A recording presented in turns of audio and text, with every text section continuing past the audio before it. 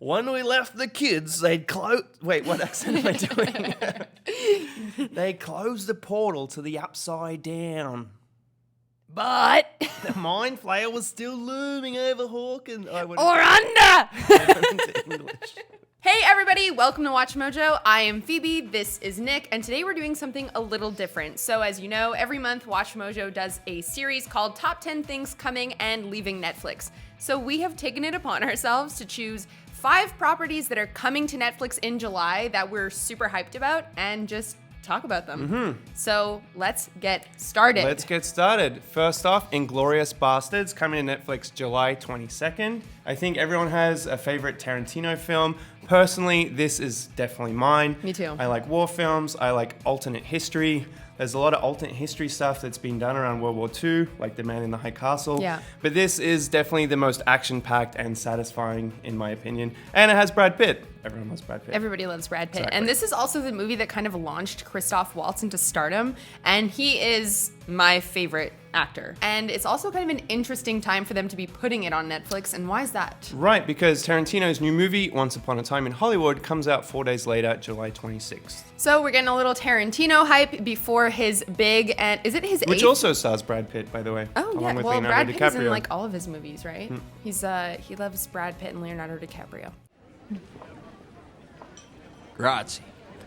So the next big thing coming to Netflix on July 9th is Disney's Mary Poppins. Now, this is a movie that I've seen before and I think it's amazing. It's the new version of Mary Poppins with Emily Blunt and Lin-Manuel Miranda. So the reason that this is a bit unexpected is that Disney is in the middle of developing Disney Plus, which is kind of like a Netflix type streaming service, right? Right, so they're actually pulling all their content from Netflix right now. Disney Plus is launching in November. So it's actually kind of a pleasant surprise to see Mary Poppins Returns.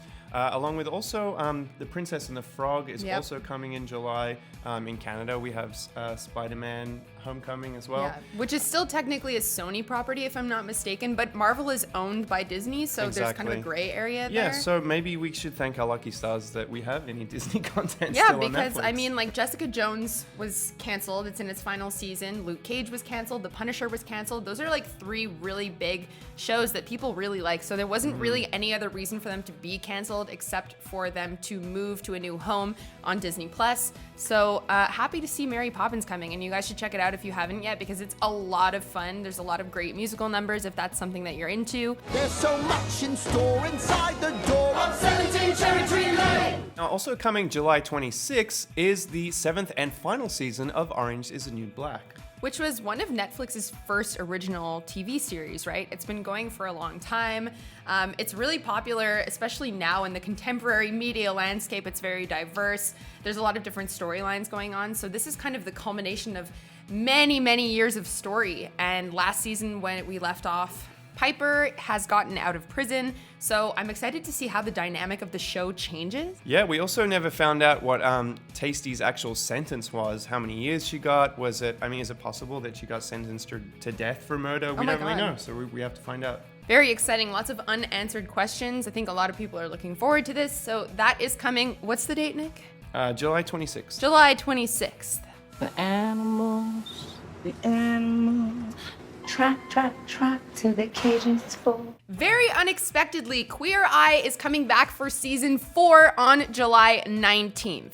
Now that is quick. Yeah, they were rebooted just last year and we're already at 4 seasons. Yeah, I'm not complaining. I love this show. I think it's such a fun little reality show on Netflix. It's got a lot of positive messages, just about self-care and self-love. And it's very different from the original Queer Eye. Yeah, it's incredible how the show has evolved. I mean, in its original run in, I think it was 2003, it was more focused on the makeovers themselves. But now they've kind of repackaged it, updated their formula, and it's more personal. Each episode is an emotional roller coaster.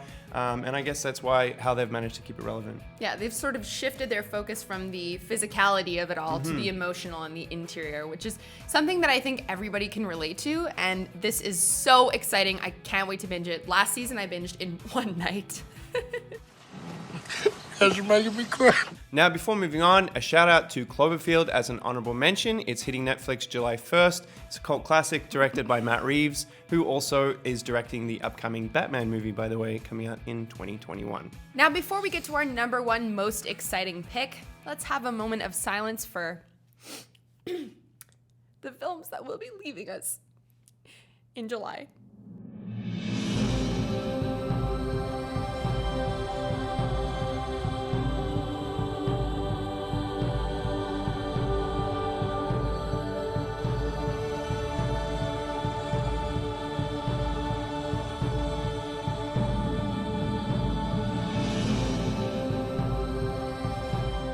Now, our number one, this is the one we're most excited for. I know a lot of people out there are also Stranger Things Season 2. Stranger Things! So when we left the kids in Season 2, they closed the portal to the Upside Down, but we saw that the Mind Flayer was still looming over Hawkins. Or under Hawkins, Nick. Get it? The Upside Down? No. Okay, I am so freaking excited. Like, anybody who knows me knows that I'm a huge Stranger Things fan. This is, like, definitely one of the best shows of the 2010s, in my personal opinion. I think a lot of people thought that Season 2 wasn't necessarily as strong as Season 1. There were a few storylines that people thought were a little bit iffy. 11 finding her sister, which was kind of weird, but overall it was really strong. Yeah, but what's exciting about Season 3 is they're taking it in a slightly different direction. The kids are growing up now. 11 is in school. There's a budding romance between 11 and Mike, but at the same time, Will is still traumatized by his experiences, as you would be after all that happened to you and after coughing up Demogorgon. And the monsters from the Upside Down are still intruding into Hawkins. So is this finally the season where Noah Schnapp is gonna get an Emmy? Season 1, he was kind of absent from the cast, and we got a taste of Millie Bobby Brown, Finn Wolfhard, etc. We were really impressed by their acting chops. Season 2, it was like he just surpassed them in terms of his acting abilities. He was insanely good. He was great. And what about your favorite, David Harbour? Oh my God. I love David Harbour. I'm so excited. And he has something really cool coming to Netflix also in July. He has a short mockumentary coming out in July as well. Frankenstein's Monster Frankenstein. So I think it might be about Frankenstein. I think I get the vibe it might be about Frankenstein. Yeah, it's a mockumentary about David Harbour learning about his father's televised Frankenstein-themed stage play. That is a mouthful. That was difficult. David Harbour is blowing up right now, I feel. He was just in Hellboy. He was the only good thing about Hellboy. And we hope to see him in much more in the coming years. Yeah. So thank you guys so much for watching. What are you most excited for coming to Netflix this month? Let us know in the comments below, and don't forget to like and subscribe. See you later! Check out this other recent clip from WatchMojo, and be sure to subscribe and ring the bell to be notified about our latest videos.